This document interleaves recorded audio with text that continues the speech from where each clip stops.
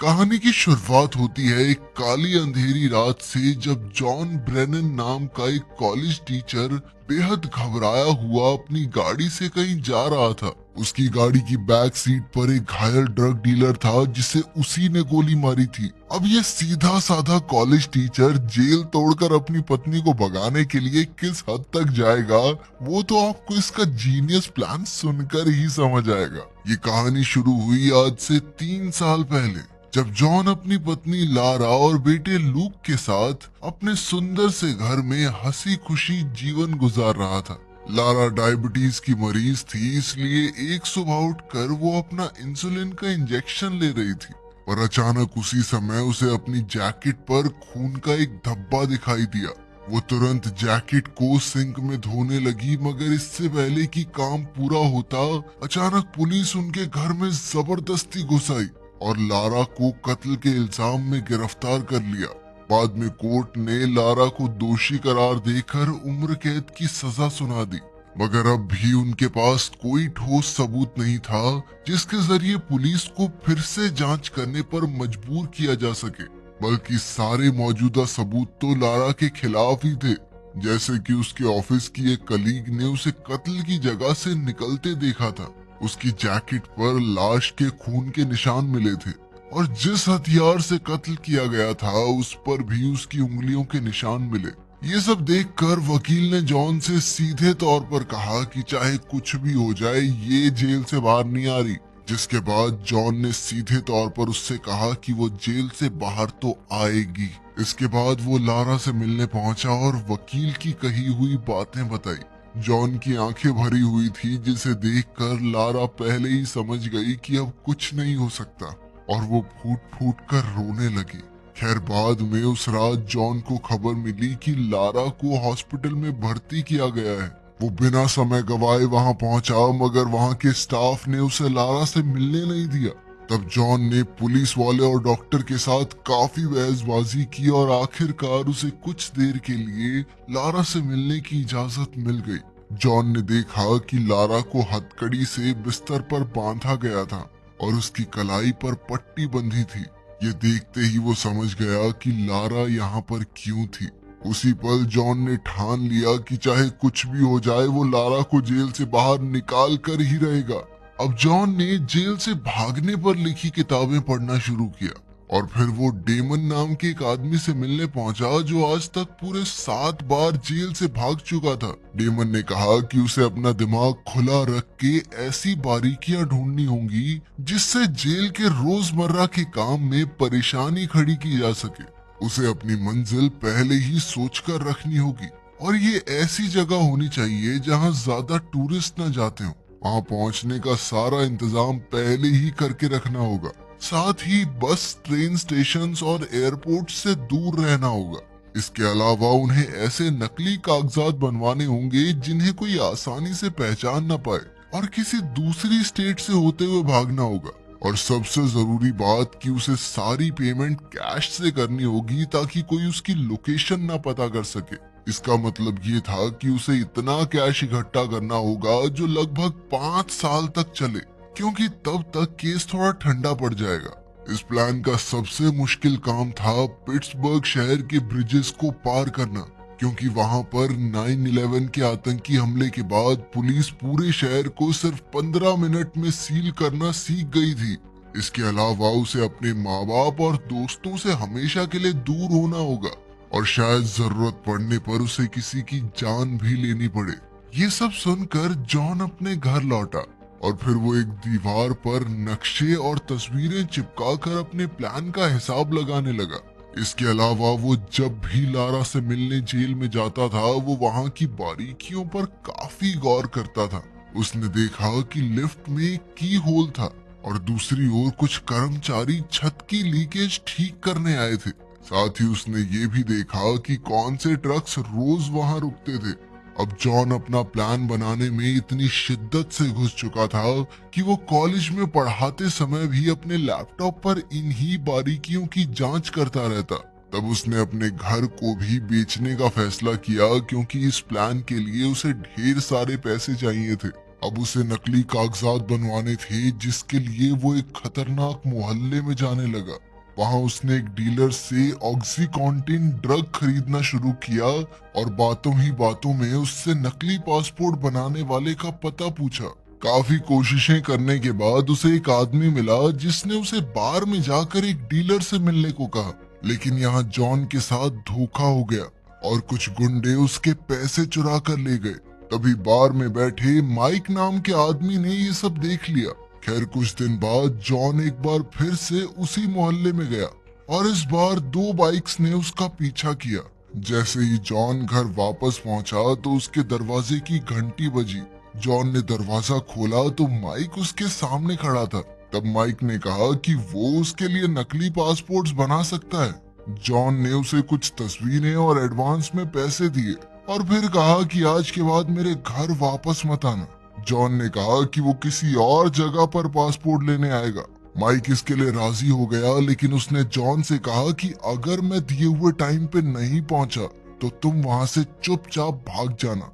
इसके बाद हम देखते हैं कि जॉन प्लान के मुताबिक एक बंदूक खरीदने पहुंचा और फिर उस दुकानदार से बंदूक चलानी सीखी। फिर अगले दिन वो माइक की बताई हुई लोकेशन पर पासपोर्ट लेने पहुंचा, मगर थोड़ी देर इंतजार करने के बाद जॉन को महसूस हुआ कि माइक लेट हो चुका है, पर फिर भी वो गया नहीं, वहीं बैठा रहा। कुछ ही देर में वहां मौजूद एक गाड़ी चली गई और तभी माइक उससे मिलने आया। माइक ने उसे इतनी देर तक रुकने के लिए डांटा क्योंकि असल में जो गाड़ी अभी गई वो एक पुलिस वाले की थी। खैर फिर उसने जॉन को नकली कागज थमा दिए और कहा कि तुम इस काम के पीछे पागल हो चुके हो और यही पागलपन तुमसे कोई गलती करवाएगा। खैर इसके बाद हम देखते हैं कि जॉन ने एक बम्प की बनानी सीखी, यानी एक ऐसी चाबी जो कोई भी ताला खोल सकती है। उसने इंटरनेट से देखकर ये चाबी बनाई और अगली बार जेल जाने पर इसका इस्तेमाल करने का फैसला किया। जिस दिन वो जेल गया उसने मेटल डिटेक्टर में अपनी बाकी चाबियों के साथ बम्प की भी डाल दी और जब वो डिटेक्टर से आगे बढ़ा तो उसने पुलिस वाले के देखने से पहले ही चुपके से चाबी उठा ली। जब वो बाकी लोगों के साथ हॉलवे में आगे बढ़ रहा था तो जॉन जानबूझकर सबसे पीछे रहा और फटाफट उसने एलिवेटर में चाबी लगाने की कोशिश की, पर बदकिस्मती से चाबी टूट गई और उसका आधा हिस्सा छेद में ही रह गया। जॉन ने उसी पल अपने हाथ में मौजूद दूसरा हिस्सा फेंक दिया और बेकसूर होने का नाटक करते हुए वहां खड़ा हो गया। कुछ ही पलों में एक पुलिस वाले ने वहां आकर ये देख लिया। तभी पुलिस वालों ने बाहर से आए सभी लोगों से पूछताछ करनी शुरू कर दी। जब जॉन की बारी आई तो उसने सिक्योरिटी कैमरा की फुटेज में देखकर कहा कि मैं तो इसमें दिखाई नहीं दे रहा, ये लंबा सा आदमी है ना, इसके पीछे था मैं। ये सुनकर ऑफिसर को उस पर थोड़ा शक तो हुआ, मगर सिर्फ शक के आधार पर कार्रवाई नहीं की जा सकती, इसलिए उन्होंने जॉन को जाने दिया। जैसे ही जॉन जेल के दरवाजे से बाहर निकला तो घबराहट के मारे उसकी हालत खराब हो गई। ये सब डिटेक्टिव क्विनिन ने देख लिया और उसे भी जॉन पर शक हो गया। तब से क्विनिन ने जॉन पर नजर रखनी शुरू कर दी, लेकिन जॉन इससे बिल्कुल अनजान था, बल्कि वो तो धीरे धीरे अपने घर का सामान बेचने में लगा हुआ था और जब भी उसका भाई उससे मिलने आता तो जॉन छुप कर बैठ जाता। एक दिन दोपहर के समय जॉन लूक को पार्क ले गया तो लूक के दोस्त कैरी की माँ ने उसे कैरी की बर्थडे पार्टी में आने के लिए इनवाइट किया। खैर बाद में जॉन एक बार फिर अपने प्लान की तैयारी में जुट गया। एक दिन अचानक उसने जेल के बाहर रुकने वाली नई वैन देखी और उसी पल उसके दिमाग में जबरदस्त आइडिया आया। अब वो मेडिकल वैन्स के जरिए अपने प्लान को अंजाम देने वाला था। फिर जॉन ने लारा की डायबिटीज पर थोड़ी रिसर्च की और बाद में लगातार वैन का पीछा करके उसके आने जाने का समय पता लगाया। इसके अलावा उसने इंटरनेट से एक टेनिस बॉल के जरिए गाड़ी का लॉक खोलने की ट्रिक भी सीखी। फिर अगले दिन उसने बॉल वाले तरीके से मेडिकल वैन का दरवाजा खोला और लारा के टेस्ट रिपोर्ट्स की तस्वीरें ले ली। बाद में उसने नकली टेस्ट रिपोर्ट बनाई जिसके मुताबिक डॉक्टर्स को ऐसा लगे कि लारा की हालत काफी खराब है। अगली बार जब जॉन लारा से मिलने गया तो लारा ने उसे काफी बुरी खबर दी। असल में 3 दिन बाद उसे इससे भी कड़ी जेल में भेज दिया जाएगा। यह सुनते ही जॉन के पैरों तले जमीन खिसक गई क्योंकि अब उसे कैसे भी करके आने वाले 3 दिनों में अपने प्लान को अंजाम देना होगा। उसकी सबसे बड़ी दिक्कत तो पैसों की थी, क्योंकि अब तक उसका घर बिका ही नहीं था। आखिरकार उसने अपनी बंदूक उठाई और एक बैंक लूटने के इरादे से निकल पड़ा, मगर वहां पहुंचकर भी वो बैंक लूटने की हिम्मत नहीं जुटा पाया।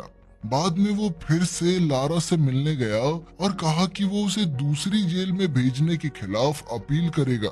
ये सुनकर लारा उससे काफी नाराज हो गई, क्योंकि जॉन सच्चाई अपनाने के लिए तैयार ही नहीं था। लारा ने कहा कि वो किसी सपने में जी रहा है, जहां उसे लगता है कि वो जेल से छूट सकती है, मगर असलियत में ऐसा कुछ होने की कोई उम्मीद ही नहीं है।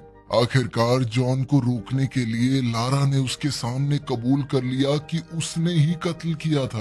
वो चाहती थी कि जॉन जिंदगी में आगे बढ़े, दूसरा परिवार बसाए, लेकिन जॉन को अब भी उस पर यकीन नहीं हुआ और वो फिर से लारा से मिला। इस बार जॉन ने उसे भरोसा दिलाया कि तुम हिम्मत मत हारो, मैं तुम्हें जेल से छुड़वाऊंगा।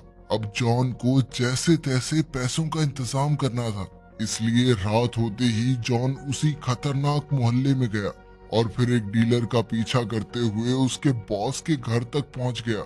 मौका मिलते ही जॉन ने अचानक डीलर को पकड़ लिया और उसे धक्का देकर घर के अंदर घुस गया। इसी दौरान घर के कुत्ते ने उसकी टांग पर काट लिया, लेकिन फिर जॉन ने उन्हें अपनी बंदूक से धमकाया और एलेक्स को कहकर कुत्ते को कमरे में बंद करवा दिया। अब जॉन ने उनसे पैसों की मांग की तो उन्होंने अपनी जेब में रखे सारे पैसे उसे दे दिए। एलेक्स ने जॉन से कहा कि तेरे अंदर किसी को मारने की हिम्मत नहीं है, कुत्ते तक पे गोली तो चला नहीं पाया तू। लेकिन तभी जॉन ने उन्हें डराने के लिए जमीन पर विस्की गिराकर उसमें आग लगा दी। अब एलेक्स ने कहा कि घर में एक बच्चा है और उसे आग से बचाने के लिए वो ऊपर दौड़ा। तभी जॉन भी डीलर को अपनी ढाल बनाकर उसके पीछे पीछे चला गया। यही चीज जॉन के काम आई, क्योंकि असल में तो एलेक्स ऊपर बंदूक लेने आया था।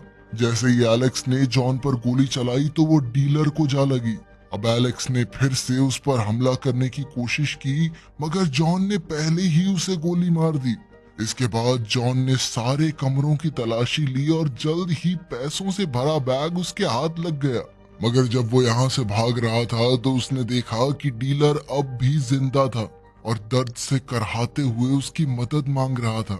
दरअसल यहीं से कहानी की शुरुआत हुई थी, जब जॉन बुरी तरह जख्मी डीलर को अपनी गाड़ी में ले जा रहा था।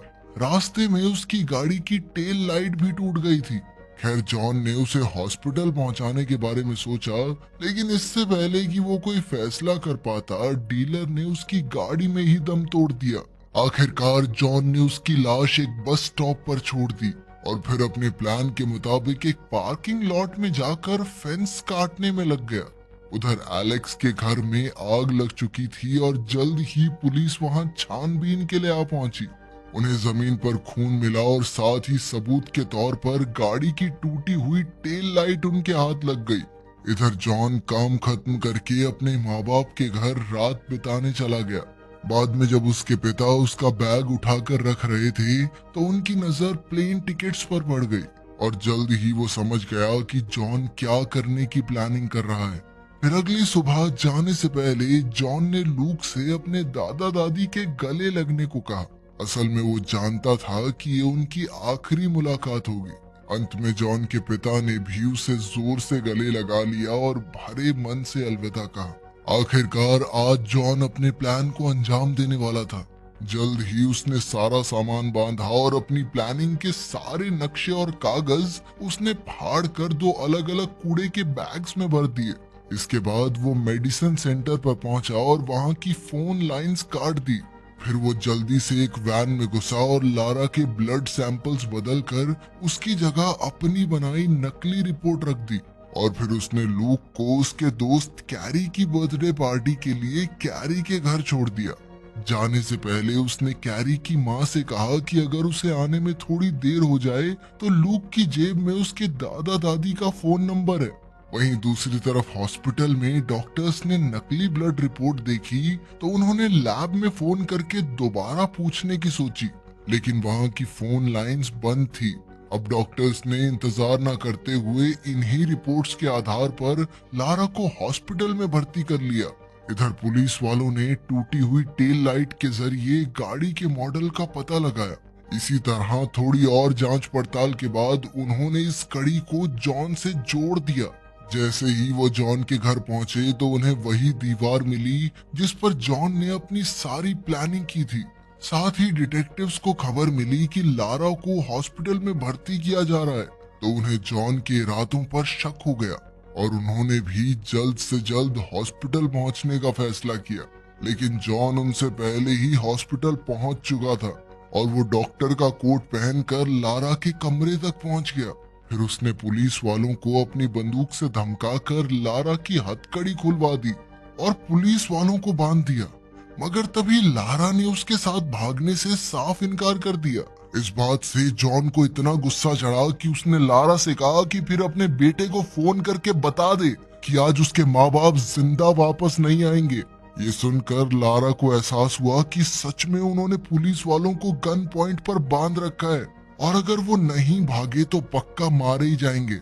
आखिरकार उसने फटाफट जॉन के दिए कपड़े पहने और जैसे ही एक नर्स ने उन्हें देखा तो वो तुरंत एलिवेटर में घुस गए।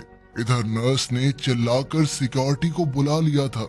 वहीं जॉन और लारा ने अपने सफेद कोट्स उतारे और लॉबी तक पहुंचे, मगर वहां पर डिटेक्टिव्स पहले ही उन्हें पकड़ने के लिए तैयार खड़े थे। उन्हें देखते ही जॉन ने किसी और मंजिल का बटन दबा दिया और डिटेक्टिव सीढ़ियों पर उनका पीछा करने लगे। जैसे ही एलिवेटर का दरवाजा खुला तो जॉन ने उन दोनों के कोट्स सीढ़ियों के पास फेंक दिए और खुद एक बार फिर से एलिवेटर में घुस गया। उनके कोट देखकर डिटेक्टिव्स को लगा कि जॉन और लारा सीढ़ियों से भागकर पार्किंग लॉट में चले गए, इसलिए वो भी तुरंत वहीं पहुंच गए। लेकिन असलियत तो ये थी कि जॉन और लारा फिर से लॉबी में चले गए थे और कुछ ही पलों में हॉस्पिटल के मेन दरवाजे से बाहर निकल गए। जैसे ही वो सड़क पार पहुंचे तो जॉन ने अपनी जैकेट बदल ली और कुछ ही पलों में वो एक बेसबॉल टीम के फैंस की भीड़ में गुम हो गए। ये भीड़ स्टेशन की तरफ जा रही थी। आखिरकार डिटेक्टिव्स के वहां पहुंचने से पहले ही जॉन और लारा ट्रेन में चढ़ गए, मगर मुसीबत अभी खत्म नहीं हुई थी, क्योंकि जॉन जानता था कि अगले स्टेशन पर पुलिस उन्हें पकड़ने का इंतजार कर रही होगी। इसलिए उसने अचानक ट्रेन की इमरजेंसी ब्रेक खींच दी। अब ट्रेन के रुकते ही जॉन और लारा बाहर आ गए और उन्होंने देखा कि वो उसी पार्किंग लॉट के सामने थे जहां जॉन कुछ दिन पहले आया था। जॉन ने फेंस में छेद किया था और इसी छेद के जरिए वो दोनों पार्किंग लॉट में पहुंचे, जहां जॉन की गाड़ी पहले से तैयार खड़ी थी। अब वो बिना समय गवाए फुल स्पीड में निकल पड़े और उन्होंने समय रहते पहला ब्रिज पार कर लिया। अब उनका अगला काम था लूक को उठाना, मगर तभी ये खुलासा होता है कि जॉन एक छोटी सी बारीकी पर गौर करना भूल गया था। असल में जब वो कैरी के घर पर लूक को लेने पहुंचा तो पता चला कि पार्टी तो जू में थी और वो सब अभी तक वापस नहीं लौटे थे। वहीं दूसरी ओर पुलिस वाले जॉन के मोहल्ले में जोरों शोरों से छानबीन कर रहे थे। जल्द ही उन्हें कूड़े का बैग मिला जिसमें जॉन की प्लानिंग के सारे कागज थे। उधर जॉन तेजी से जू की ओर निकला, मगर ऐन वक्त पर उसने सड़क बदल ली। उसने लारा से कहा कि वो सड़कें बंद होने से पहले लूक को उठा नहीं पाएंगे, इसलिए जॉन ने कहा कि उन्हें लूक को यहीं छोड़कर भागना होगा, क्योंकि उसके दादा दादी उसका ख्याल रख सकते हैं। जॉन ने कहा कि जब मामला ठंडा हो जाएगा तो वो लूक को अपने साथ ले जाएंगे, मगर लारा अपने बेटे के बिना रहने को हरगिज राजी नहीं थी। इसलिए उसने अचानक गाड़ी का दरवाजा खोलकर अपना सर बाहर निकाल दिया। तभी एक ट्रक से उनकी भयंकर टक्कर होने वाली थी, लेकिन ऐन वक्त पर जॉन ने गाड़ी घुमा दी। आखिरकार उसने गाड़ी रोककर लारा से बात की। तब उसे भी समझ आ गया कि वो अपने बेटे के बिना नहीं रह पाएंगे, इसलिए उसने वापस जाने का फैसला किया। अब वो दोनों सीधा जू पहुंचे और लूक को अपने साथ लिया। इसके बाद अब उन्हें किसी भी तरह बचकर चेक पॉइंट को पार करना था। तभी अचानक जॉन के दिमाग की बत्ती जली और उसने ट्रेन स्टेशन पर जाकर एक बूढ़े अंकल आंटी को लिफ्ट देने का ऑफर दिया। फिर वो उन्हें लेकर चेक पॉइंट तक पहुंच गया, जहां पर गार्ड्स एक जवान पति पत्नी और उनके बच्चे वाली गाड़ी की तलाश कर रहे थे। जॉन की गाड़ी में बूढ़े अंकल आंटी भी थे, इसलिए गार्ड्स ने उन्हें बिना पहचाने जाने दिया।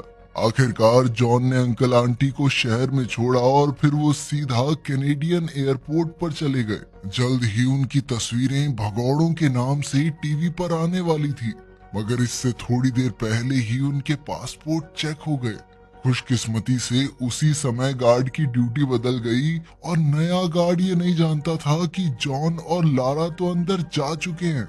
उधर जॉन के घर पर पुलिस ने कूड़े में मिले कागज जोड़े तो उन्हें हाइती देश की एक तस्वीर मिली। अब उन्होंने तुरंत उस देश को जाने वाली सभी फ्लाइट्स रोकने के लिए टीम भेजी, मगर इससे कोई फायदा नहीं हुआ। तब जाकर क्विनन को एहसास हुआ कि असल में उन्हें प्लान के आधे ही कागज मिले थे, क्योंकि जॉन उन्हें भटकाने के लिए जानबूझकर ये बैग छोड़कर गया था। जॉन चाहता ही ये था कि हाइती के नकली सुराग के चक्कर में पुलिस का समय बर्बाद हो और तब तक वो अपने प्लान में कामयाब हो जाए। उधर जॉन, लारा और लूक तो वेनेजुएला की फ्लाइट में बैठ चुके थे। इसके कुछ दिन बाद हम देखते हैं कि जॉन और लारा करास्कस शहर में लूक के साथ खुशी खुशी रह रहे थे। तो क्या आप किसी से इतना प्यार करते हैं जितना जॉन लारा से करता है? कमेंट्स में जरूर बताना। मिलते हैं अगली वीडियो में।